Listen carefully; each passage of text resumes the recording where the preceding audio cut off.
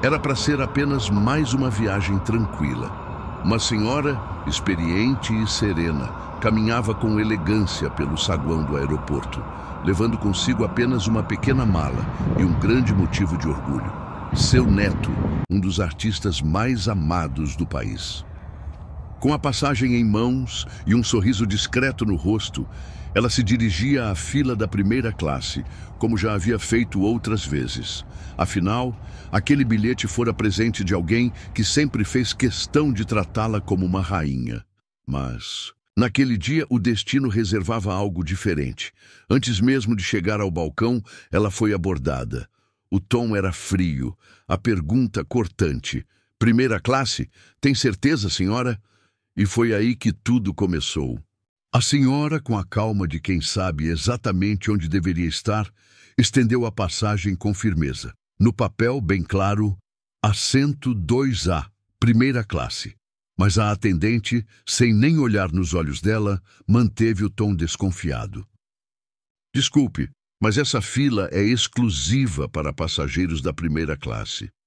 Ela insistiu com educação, apontando para o bilhete mais uma vez. Mas a resposta veio carregada de julgamento. Deve haver algum engano. A senhora comprou essa passagem? Por um instante, o ambiente congelou. Algumas pessoas que aguardavam na fila lançaram olhares curiosos, outros nem disfarçaram o riso contido. A senhora, visivelmente constrangida, respirou fundo. Não era a primeira vez que enfrentava esse tipo de situação, mas ainda doía. Ela não discutiu. Apenas disse com voz firme e tranquila: "Vou ligar para o meu neto." Mal sabiam eles o que isso significava. O tempo parecia desacelerar enquanto ela procurava o celular na bolsa. As mãos, embora firmes, carregavam o peso de uma humilhação desnecessária. A ligação não era apenas um pedido de ajuda, era um grito silencioso por respeito. "Alô, meu filho, estão dizendo que eu não posso embarcar na primeira classe."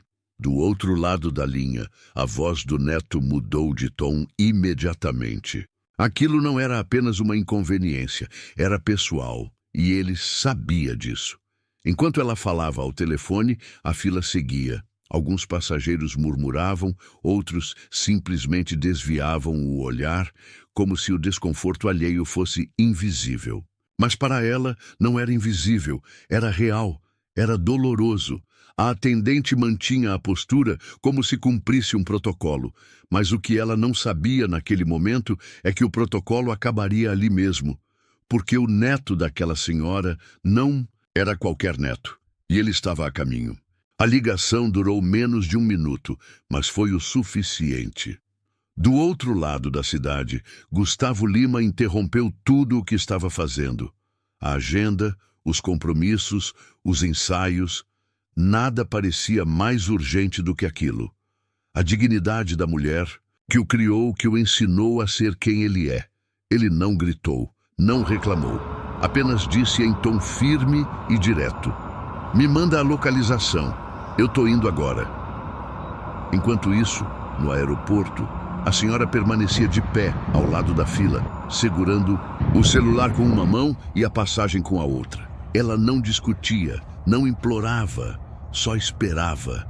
Esperava com a confiança de quem sabia que quando o neto dissesse que ia resolver, ele realmente ia. A funcionária, por sua vez, mantinha o olhar altivo, sem imaginar que, a cada segundo que passava, se aproximava da maior surpresa da sua vida. Pouco tempo depois, as portas do aeroporto se abriram. Não com alarde, não com multidões, mas com a presença firme de alguém que sabia exatamente por que estava ali. Gustavo Lima caminhava com passos decididos. Não havia câmeras, seguranças ou fãs por perto. Só ele, o olhar sério e um propósito claro: fazer justiça à mulher que sempre esteve ao lado dele, quando ninguém mais estava. Ele não procurou a imprensa. Não quis fazer escândalo, foi direto ao balcão, onde a situação ainda não tinha sido resolvida. A senhora continuava de pé, e a atendente continuava firme em sua negativa. Foi então que ele se aproximou e, com voz calma, mas cheia de autoridade, disse apenas uma frase: "Boa tarde." Essa senhora é minha avó. A atendente arregalou os olhos. A dúvida virou surpresa. A surpresa virou constrangimento. E antes que ela pudesse responder qualquer coisa, ele completou. E vocês estão negando a entrada dela na primeira, em classe, num voo da minha própria companhia. Sabia que esse avião é meu. O silêncio que se seguiu disse tudo. O ambiente inteiro parou. E ali, pela primeira vez, não era mais sobre um assento. Era sobre respeito. O ar ficou pesado. A atendente, que antes falava com tanta certeza, agora buscava palavras que não vinham. O supervisor foi chamado às pressas. Sussurros começaram a circular entre os funcionários. O nome Gustavo Lima ecoava em tons de espanto. Em poucos minutos, o cenário mudou completamente. Pedidos de desculpas vieram em sequência, acompanhados de tentativas apressadas de resolver o mal-entendido. Mas já não era sobre acomodar. Era sobre reconhecer o erro. Gustavo, com o mesmo tom sereno, respondeu: não é pelo nome dela estar no bilhete. É pelo nome dela estar na minha história. A senhora, sem levantar a voz, agradeceu, não com orgulho, mas com a dignidade de quem sabia que o respeito não deveria depender de sobrenome, fama ou posição social. Conduzida até o assento, que sempre foi seu por direito, ela caminhou com a mesma elegância de antes, só que agora com a diferença de estar sendo enxergada. E por trás dela, o neto apenas observava, em silêncio, mas com o coração em paz. Enquanto o avião decolava, lá do alto, uma senhora olhava pela janela com um leve sorriso no rosto. Não era apenas um destino que ela alcançava naquela manhã.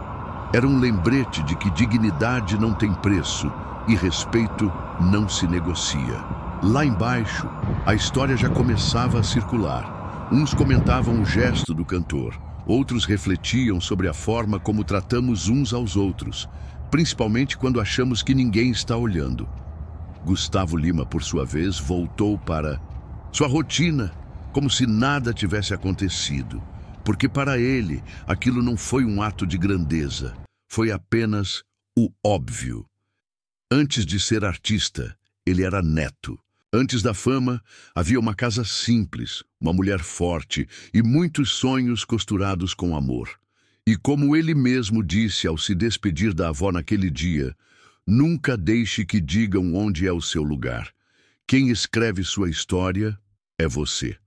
Respeito não é luxo, é o mínimo.